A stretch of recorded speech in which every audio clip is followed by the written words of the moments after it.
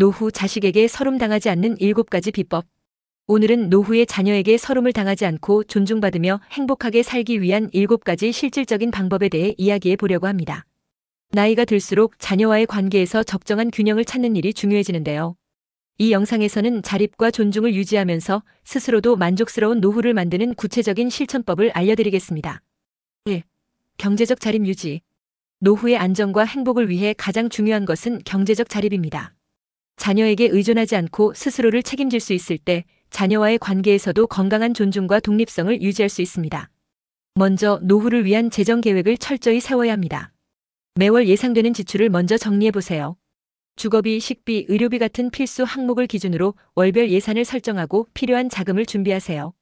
예를 들어 매달 150만 원이 필요한 상황이라면 최소 20년 동안 이 금액을 충당할 수 있는 자금을 마련하는 것이 중요합니다. 연금은 노후 자립의 핵심 자산입니다. 국민연금, 퇴직연금, 개인연금을 점검해 연금 수입을 최대한 활용할 수 있도록 준비하세요. 특히 연금 수입은 물가 상승에도 안정적으로 현금을 확보할 수 있는 강력한 도구입니다. 또한 지출 통제는 필수적입니다. 외식비를 줄이고 꼭 필요한 보험만 유지하며 과도한 소비를 줄이세요. 예를 들어 매달 10만 원씩 줄이는 작은 변화만으로도 연간 120만 원의 비용 절감 효과를 볼 수 있습니다. 마지막으로 자녀에게 과도한 경제적 지원을 하지 않도록 원칙을 세우세요. 학자금, 결혼자금 같은 지원은 본인의 노후 자금을 침해하지 않는 범위 내에서만 제공해야 합니다. 경제적 자립은 자녀와의 관계를 독립적이고 존중받는 방식으로 유지하는 데 반드시 필요합니다. 2. 자기관리와 건강 유지. 건강은 노후의 모든 것을 좌우하는 중요한 요소입니다. 몸이 건강해야 자립적으로 생활할 수 있고 정신적으로도 긍정적인 상태를 유지할 수 있습니다. 운동은 노후 건강관리의 기본입니다. 매일 30분 이상 규칙적으로 걷기, 요가 또는 수영 같은 유산소 운동을 해보세요. 특히 노년에는 근육량 감소와 골다공증 위험이 커지므로 가벼운 근력 운동도 병행하는 것이 좋습니다. 운동이 처음이라면 계단 대신 엘리베이터를 사용하지 않거나 정원 가꾸기처럼 일상적인 움직임부터 시작해보세요. 식습관 관리도 필수적입니다.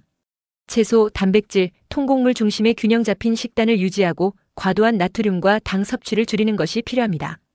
필요하다면 칼슘, 비타민 D, 오메가3 같은 영양제를 보충제로 활용하는 것도 좋은 방법입니다. 특히 하루 1.5리터 이상의 수분 섭취를 통해 몸의 균형을 유지하세요. 정기적인 건강검진을 통해 조기 진단과 예방을 실천하는 것도 매우 중요합니다. 예를 들어 매년 혈압, 혈당, 콜레스테롤 같은 기본 검사를 받고 암 검진 같은 필수 항목도 놓치지 마세요. 정신 건강 관리도 필수입니다. 건강한 신체와 정신은 노후 삶의 질을 높이는 가장 강력한 무기입니다. 3. 자신만의 취미와 사회적 활동. 노후에는 자녀 중심의 삶에서 벗어나 자신만의 활동과 사회적 관계를 만들어가는 것이 필요합니다. 예를 들어 그림 그리기, 악기 연주, 요리, 정원 가꾸기 같은 활동은 시간을 알차게 보내고 만족감을 높여줍니다. 인터넷 강좌나 유튜브 같은 플랫폼을 활용하면 집에서도 쉽게 새로운 기술을 배울 수 있습니다. 그리고 지역 커뮤니티나 동호회에 가입해 비슷한 관심사를 가진 사람들과 교류하세요. 독서 모임, 스포츠 클럽, 취미 동호회는 정서적 만족감을 주고 외로움을 덜어줍니다. 자원봉사나 재능 기부를 통해 사회에 기여하며 성취감을 느껴보세요.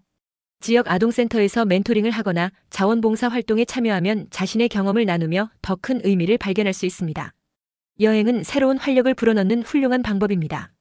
취미와 사회적 활동은 단순한 여가를 넘어 노후 삶의 질을 높이는 핵심 요소입니다. 4. 자녀와의 적절한 거리 유지. 자녀와의 관계에서는 적절한 거리를 유지하는 것이 필수적입니다.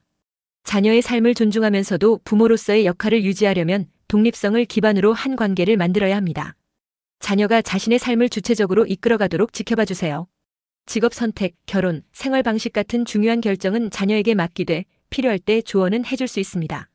자녀와의 시간과 공간을 존중하세요. 예를 들어 자녀가 독립한 이후에는 방문 전에 반드시 연락을 하고 너무 자주 연락하지 않도록 조절하는 것이 중요합니다.